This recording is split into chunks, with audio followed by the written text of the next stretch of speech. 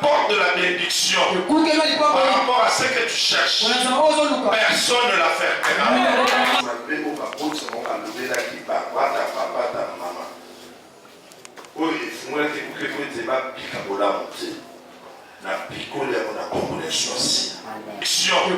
Par rapport à ce que tu cherches. Personne. Moi, avec pharmacie. Avec des personnes, comme c'est sur la mosquée, nous avons des diplomates. Il y a l'équipe à virage. Il y a porte en bois, il y a Caboligé, il y a Bandal. Moi, dans l'église, c'est un dimanche. Dans l'église, parce que là, maman a 4 ans dans maboko. Donc, il y a bébé dans maboko, il sert tout le monde dans l'âge boy.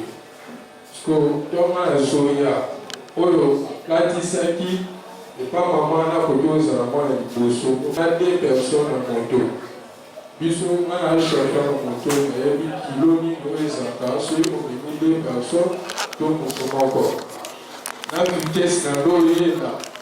Donc, on a tout le monde à bouillir. Et le Seigneur qui te donne témoigner, toi, on a qui est beau, par exemple, on a rouge, ou en église, ou à tout le monde. Moi, on a bouillir. Et puis, tout ce que je suis dans la église, par exemple, on a deux personnes en moto, pour tout le monde à bouillir. À télé, on a 100 à Zoka, 100 à Bouka, 100 à Zoka.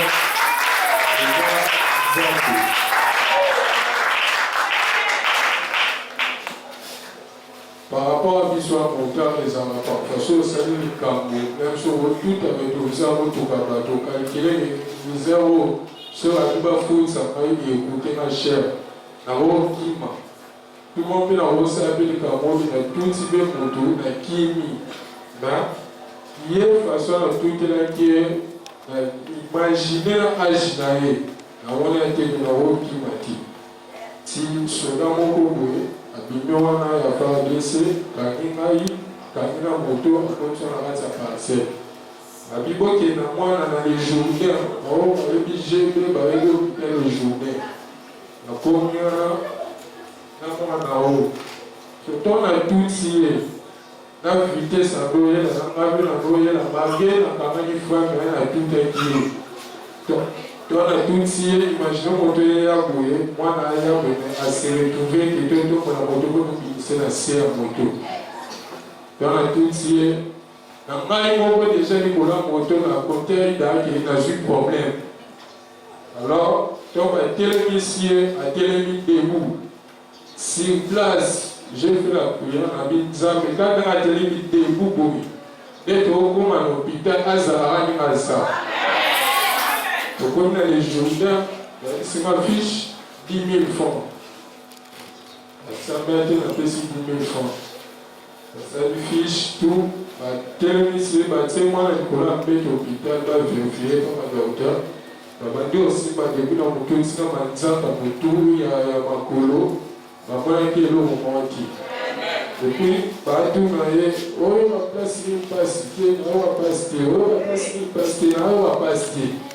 Wanamai, Abel, Zambia, Pastor, Chico.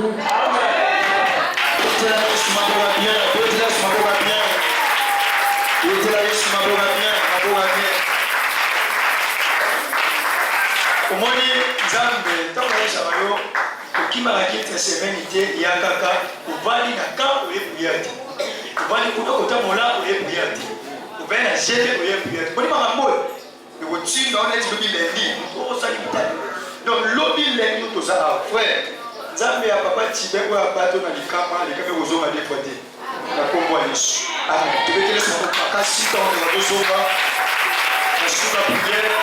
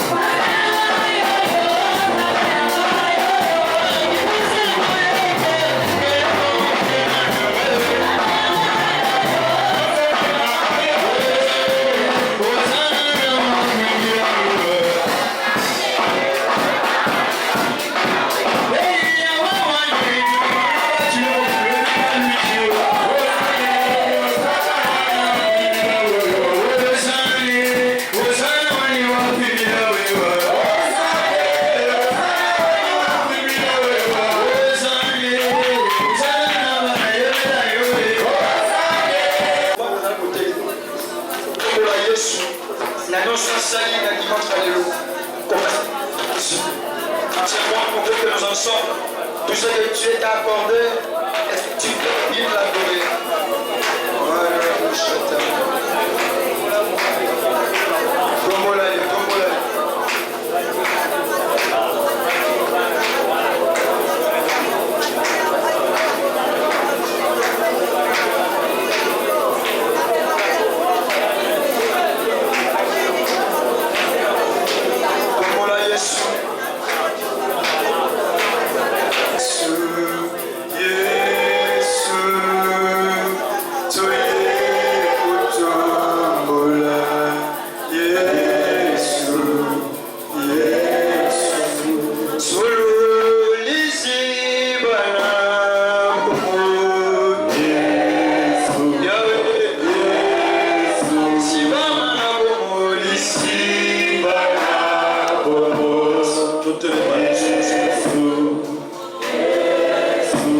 Lève-toi s'il te plaît. J'aimerais que tous ensemble nous puissions élever le roi des rois. Aujourd'hui nous sommes le 1er mai. Je ne sais pas si tu comprends les mystères cachés dans cette date. Le 1er mai, le premier jour du mois de mai. En même temps, c'est le premier jour qui annonce la saison sèche. C'est-à-dire, spirituellement, c'est une grande porte. Et une fois tu franchis cette porte, selon les paroles que Dieu déposera dans ton esprit, dans ton cœur, je te rassure, c'est la période de la saison sèche, tu vivras de bonnes choses.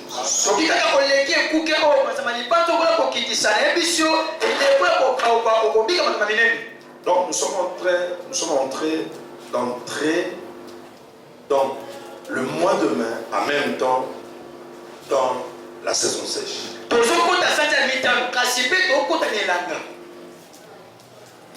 Sur ce, j'aimerais te dire, bien-aimé dans le Seigneur, que tu sois vraiment ici. Si depuis que le culte avait commencé, tes pensées étaient un peu éparpillées, je t'en supplie par les compassions de Dieu, pendant que j'ai pris le micro, sois ici.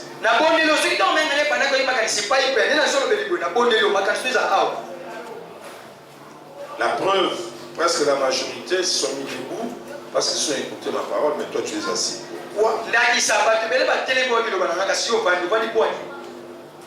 J'ai un mauvais signe. Alors nous allons chanter nous tous. Nos yeux fermés. Tout début de changement de saison amène des problèmes, des maladies. Le changement de climat amène des maladies, des épidémies.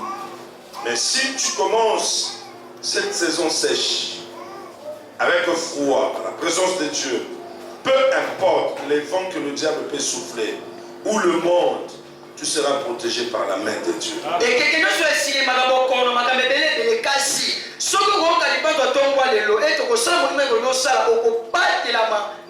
Voilà pourquoi je veux d'abord te conscientiser. Tu es dans la maison de Dieu. Comporte-toi d'une manière quotidienne enfant de Dieu.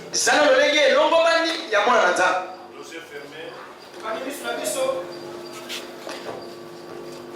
J'aimerais que nous chantons cette chanson avec nos cœurs et esprits.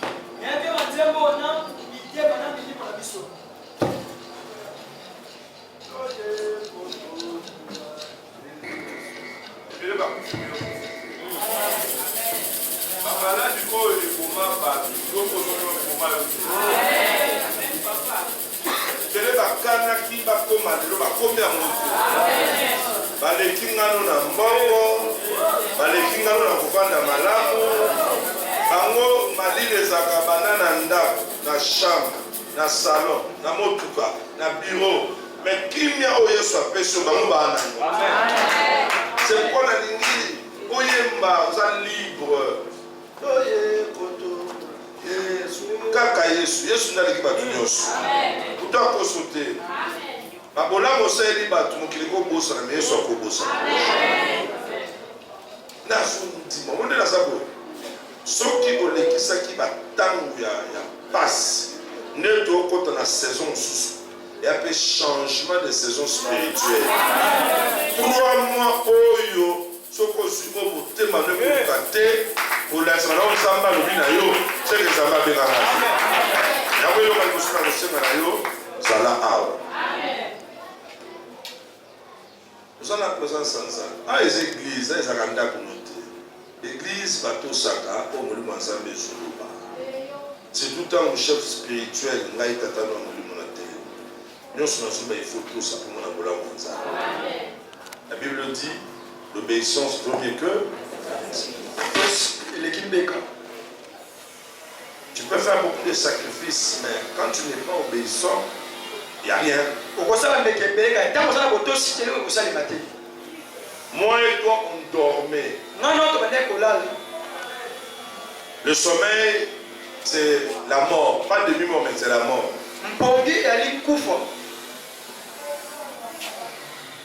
Écoute-moi. J'aimerais que tu me fixes au regard, s'il te plaît. Qu'est-ce qui t'avait garanti que toi, quand tu vas te réveiller un jour?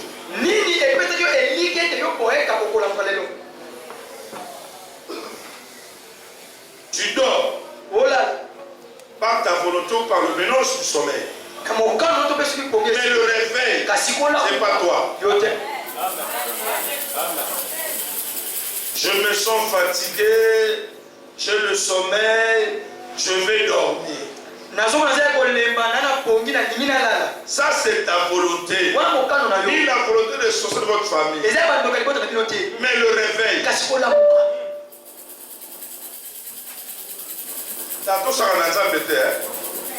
J'étais en train de dire, mais le réveil.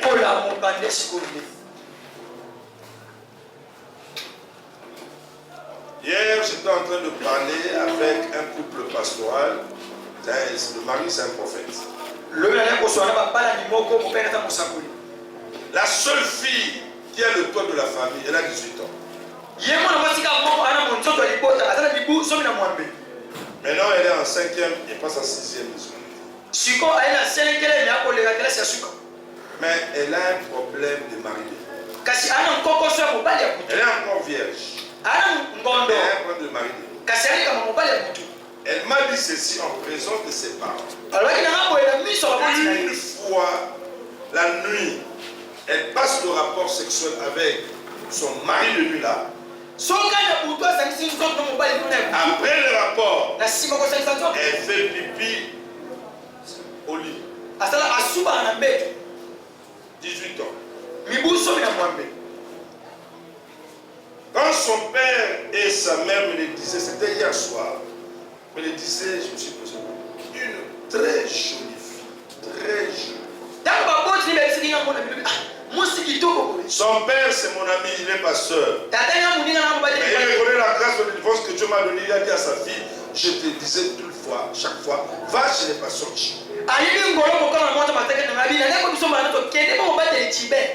Je l'ai reçu entre mes mains. L'Esprit de Dieu m'a dit, c'est un faux problème. Pourquoi? Parce que son père est combattu, sa mère est combattue. L'étoile de Dieu repose sur cette fille. Le diable menace l'élève, ainsi que les autres de la famille, pour détruire la famille. Je l'ai reçu entre mes mains. Quand j'ai reçu le message de Dieu, j'ai prié pour elle. J'ai dit à son père, le couteau là-bas.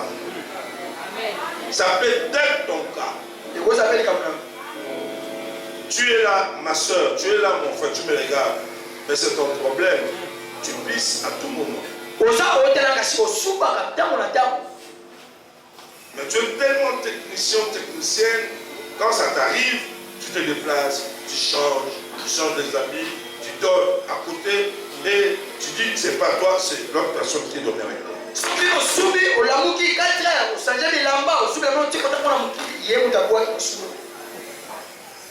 S'il y a une personne de loin ou de près qui a ce problème, après ces cultes ou après avoir nous regarder dans les réseaux sociaux, appelle-moi, c'est un faux problème.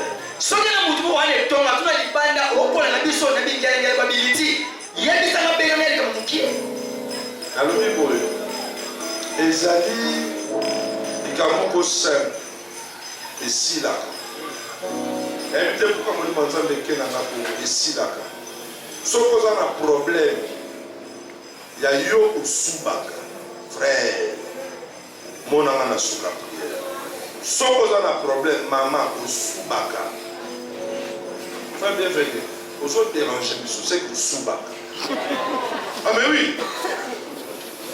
Qui t'a dit de jouer? Dans le comité. Ma soubaka est au Tungisayo. Ah, mais oui. Tolobi batunyo to telema ponga mna oloba yo ko tele c'est que masuba ndé kutuzo ofandi pourquoi tala moi si nous soit suba razando kité on va nous soit suba razando kité physiquement ça peut être une maladie mais spirituellement c'est un problème. Et Jésus le guérit facile. Voilà pourquoi il a droit que nous, son peuple, nous puissions l'adorer.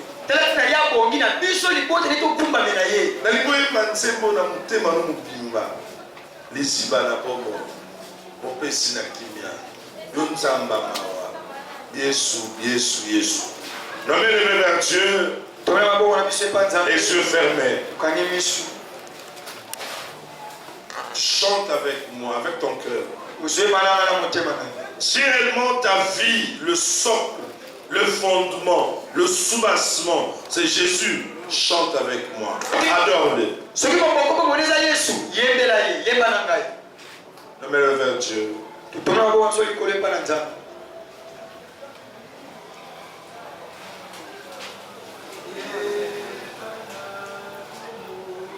Jésus.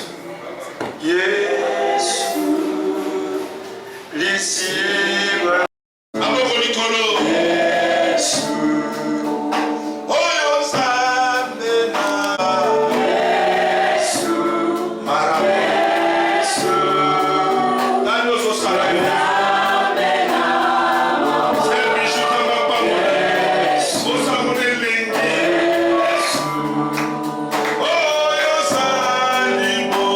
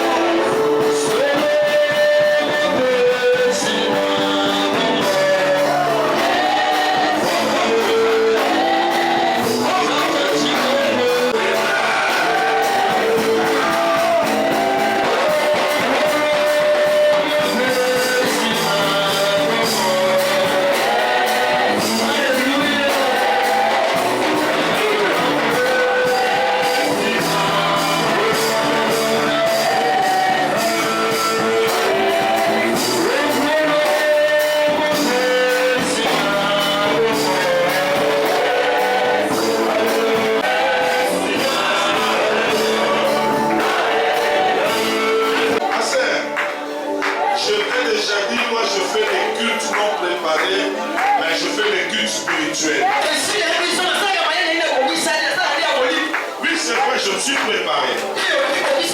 Mais quand ici le Saint-Esprit m'impose, j'obéis à l'Esprit de Dieu. S'il te plaît, je demande pardon. J'aimerais que tu sois debout, tu lèves ton main plus haut. Tu chantes seulement Jésus là. Écoutez-moi. Le nom de Jésus que tu chantes, c'est le seul nom du monde qui est élevé au-dessus de tout nom, dans le monde physique et spirituel.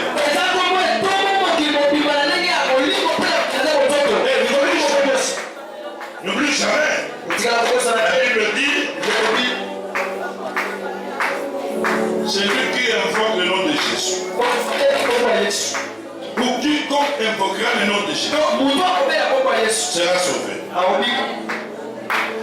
Ici, maintenant, c'est la grande partie de ces cultes. Ce que je veux faire après, c'est seulement des choses que je fais parce qu'il faut le faire. Mais je sens dans mon esprit la grande partie de ces cultes. C'est cette adoration. Je le dis bien. Le problème lequel que tu as maintenant, tu n'as pas la paix. Tu as un problème avec ton mari, avec ta femme, les parents, dans le ministère. Écoutez-moi. Jésus connaît le problème que tu as dans ton cœur. La Bible dit, avant que tu pries, Dieu connaissait. Maintenant, appelle-le seulement. Invoque-le. Avec toute liberté. En le faisant de tout ton cœur avec foi. Si tu le fais de tout ton cœur et avec foi, je te dis la vérité. Si c'est un problème démoniaque, la puissance de Dieu va te libérer. Si c'est un problème qui nécessite la solution viendra. Maman Nathalie Boyeka, pendant que je parle, l'Esprit de Dieu m'a fait voir. Je vois dans ta poitrine une solution. Tout le problème dont tu as besoin d'une solution. Pendant que tu vas élever Jésus de tout ton cœur, la solution viendra. Cette période de l'Angao ne s'éteindra pas. Tu diras, Dieu m'a appelé. Ici, merci Seigneur. Passe devant. L'église, nous allons prier pour cette soeur. Que tu sois mérité, il a ma oyo à tout ça. Tout ça, mais là, nous sommes pas bon maillé. Nous sommes malades, nous sommes pas problème. Nous sommes malades. Tout ça, mais imagine dans ce monde, nous sommes imagine à malade, tu es malade, ma case. Tout ça, mais là, pour aller, Zambé, alors, la Sengi, mes prophètes Nathan et prophète Trésor, l'un à gauche et à droite. Vous savez, les honneurs, vous allez dans l'école, voilà, tous les deux mains, voilà, église tout le monde, Zambé, la pour aller. Bisika Bachen, Zamba, Bibisaye. La prière Boyo, Tanaoba, Nabi, eux sont les premiers. Donc, forcez pendant que les premiers au monde bâti, la 0 R. Vous continuez à vous, même on est à vous. Pero la foule a dit pour ma tante Tikali. Mali les savants nous sont bien. Naturellement, et la Narakosa Moïno pas Pino Telaka. Moi, premier coup chez Louaka. C'est un bon si, et la bon si. Alors, comment on doit prier? Wansambe Nakoti Likambo Yadoko. Soko Pengai na Simanangai, Banguna Batelemi, Alingina vivre saison de Bakuta Nakakalola. Nous souhaitons prier Dieu.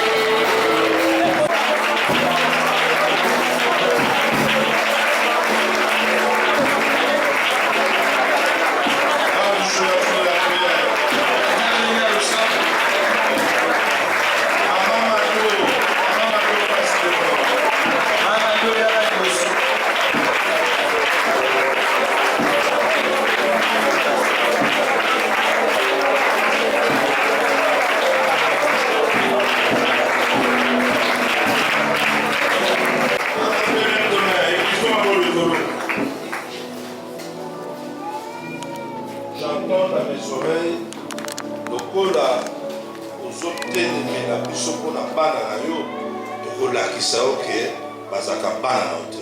Amen-moi lelo. Lève ton main. Je déclare au nom de Jésus-Christ. Eloko nyonso ezali ya yo oyo baolinga ozwa yango te okozwa yango.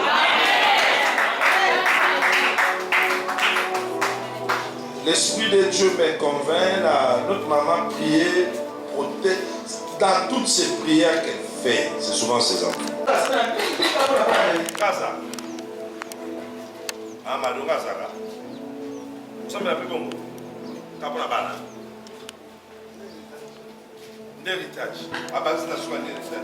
Donc je la voyais prier, mais dans ces prières, c'est souvent mes enfants, mes enfants.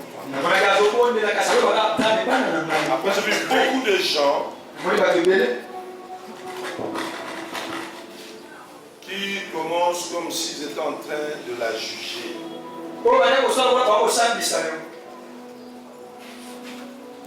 Toi, tu défends toujours ces enfants. Est-ce que ce sont tes enfants? Je profite pour libérer une pensée de l'esprit. Si même une fois ou plusieurs fois, tu as des songes qu'on est en train de te juger, comprends que tu es en danger. Tu me dis amen bien. Amen. Je dis bien, même une fois ou plusieurs fois, dans tes rêves, si là tu as vu, il y a des gens en tenue militaire ou en train de checker comme des fous, mais en train de te juger. Sache que tu as un problème.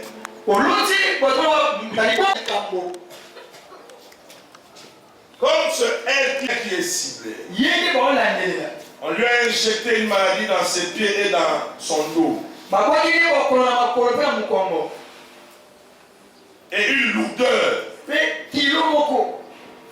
Difficulté de marcher, mal au dos, et maintenant ça commence à déranger sa respiration. Beaucoup d'étouffement, beaucoup de transpiration. Les dieux de mon appel, au nom de Jésus-Christ, toute maladie injectée dans le corps de Maman Mado, je vous donne ordre maintenant. Je n'ai pas besoin de connaître votre origine. Libérez Maman Mado maintenant. Prenez votre maladie de pied, de dos, et partez avec. Partez avec au nom de Jésus-Christ. Je la libère au village.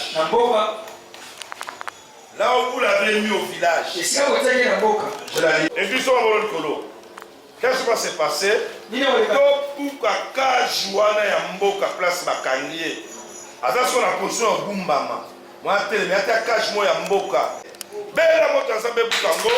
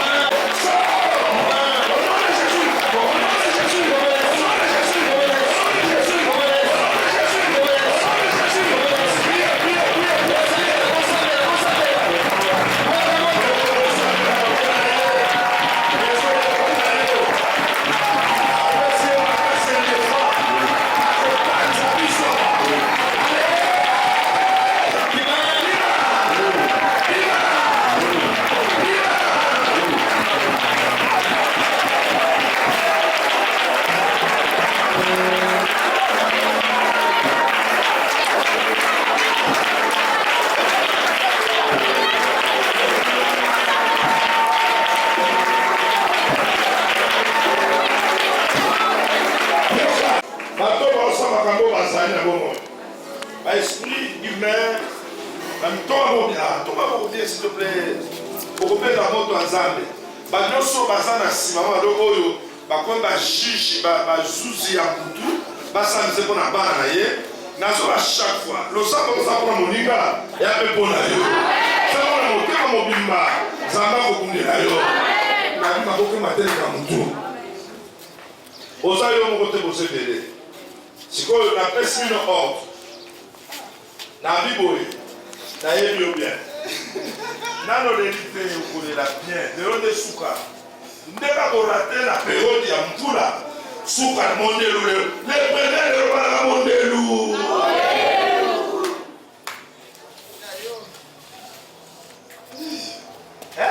obini yayo yaonena nabi na opera ajoute-moi l'option. Par esprit, mais attends que moi kufa. Mon abonnement que Zalaka, il y a kufi mais atiki succession. Atiki ma consousou, va continuer à travailler comme à l'heure de Kama. À l'état comme à l'heure c'est plus du marketing. Posez belé. Posez combien? Au nom de Jésus-Christ. La posez combien? La Congolaise. Comment vous connaissez? Mais la moto Zambé Tumba, on va s'y avoir qu'un de l'autre sur la Kim.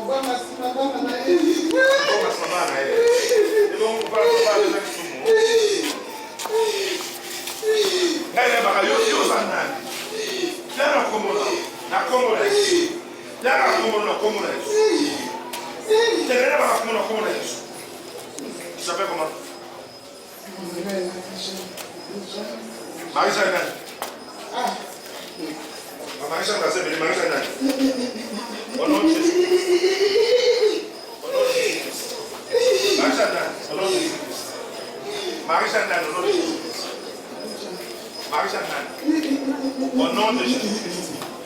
La Bible a promis ce chemin de Na kombo na Yesu Masia. Pesa na kombo. Maisha nani? Ataka sasa kwa. Pesa na kombo. Maisha nani? Mama Maurice. Mama Maurice. Marisa nani? Na posa kombo na mboka. Nenga. Au nom de Jésus. Père, le Dieu de mon appel, je lève ta puissance, afin que toute cette légion, dans la vie, corps, âme, esprit, allez libérer au nom de Jésus.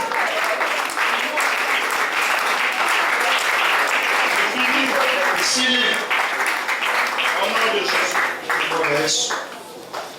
Au nom de Jésus. La bombe de Jésus. Tika est mon apôtre.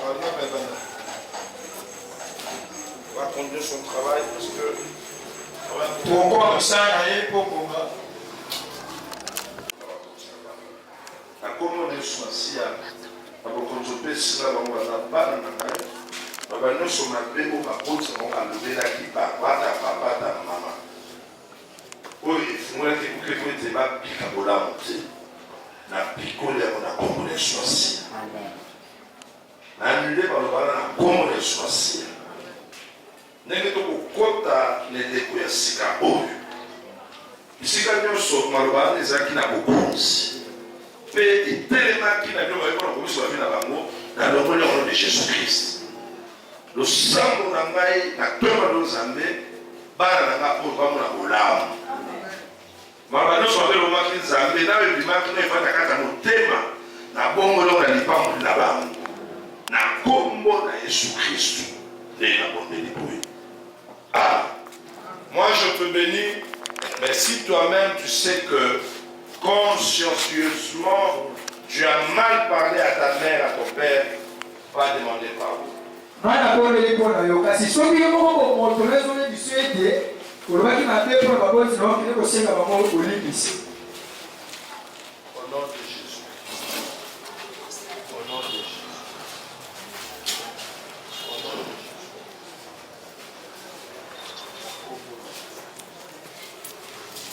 Amen. Mon soutien de ce matin. Maman Attends au salaire de l'Obarara. T'as vu au salaire de Pau. Ils sont comme ils sont. 40. Dans le bien, na yebi que yo au salaire. Mais l'Obarara Pau est église. Balobi saki biso. Na pakaka. Dans nos saints jamais c'est au Kossala. L'Obarara 40 jours. Des jeûnes et prières. des jeunes et prières Pour ma délivrance. pour ma délivrance. Église Oyoka. Oyo. Dieu au des cieux. Nzambe na lolo Il a regardé l'homme qu'il a créé à son image et sa ressemblance. ataki mutaliki ne nini na yebna kokokani na ye Et corrompu. alieka liaka. Dieu a cherché qui il peut envoyer pour récupérer l'homme. Nzambe aloki na kotina ndani mpona kozwa Il lisumu n'a trouvé personne. amoni motu te. Dieu a regardé les richesses qu'il avait Nzambe atali kozondaki na pour récupérer l'homme. kozwa lisumu moto Il n'y avait personne. eyaki na moto te. La Bible dit Bibili elobi Dieu a pris son fils unique. Nzambe apeki mwana ya likinda Bato baka na mwana moko to maboko. Ça baka. Toujours pas OK. Bilo kota la meya papa to mole yo za moko wana tamba ya kufa. Moko ka. Bando so mwana bando luka maboto ki maboto so yate. Moko ka. Dieu a jugé bon de sacrifier son fils. Nzambe amonaki malamu abonza mwana na ye. Dans le souci de l'équilibre. Maman, essaie de voir ta vie. Tu es né, tu es marié avec une virginité. Pour finir comme ça, non. Mama ya temo okwenda yo yomba ikoto okukuzuka Non. Révolutionner une personne. abali balia na kutoka kuza kuko Une belle femme comme tu es. mwasi kitoko kuza. Un homme. Amen. Na mokilo mobali akata te moi ça m'a pas ça. Oyo on m'a bien na ba plein ba kinaka. Na me kona kendo chite, kona na verset comme na fungwa, il a personne pour son frère.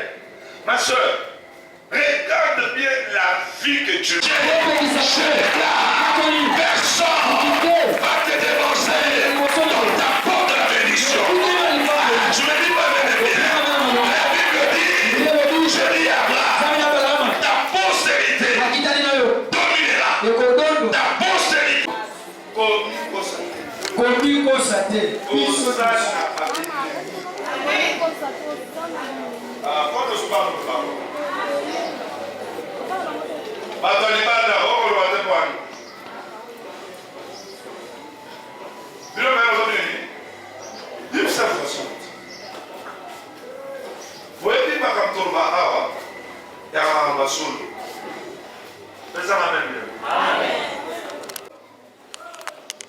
On acclame le Seigneur. Faites ça.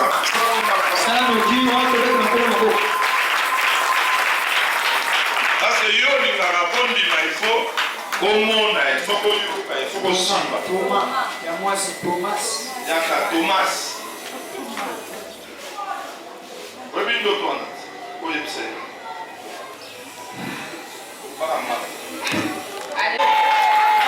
Écoutez-moi. Même si tu es présent, même si au numéro de vivre et amour, pour Samba Yébiké Atinda Yo, Awa, Nase Tatano Molimo, Ayana Boutuba Yana Mori, Sokona Mabeba, sois ton papa. Mais ce qui me fait du bien, quand je dis, tu pour aller empêcher ta porte d'élévation, ta porte de succès, tout ce que tu cherches a une porte spirituelle. Alors cette porte, tes ennemis qui ne veulent pas que tu te maries, ils vont précéder la porte de ton mariage. Il reste là. Tu veux le voyage? Il y a la porte du voyage.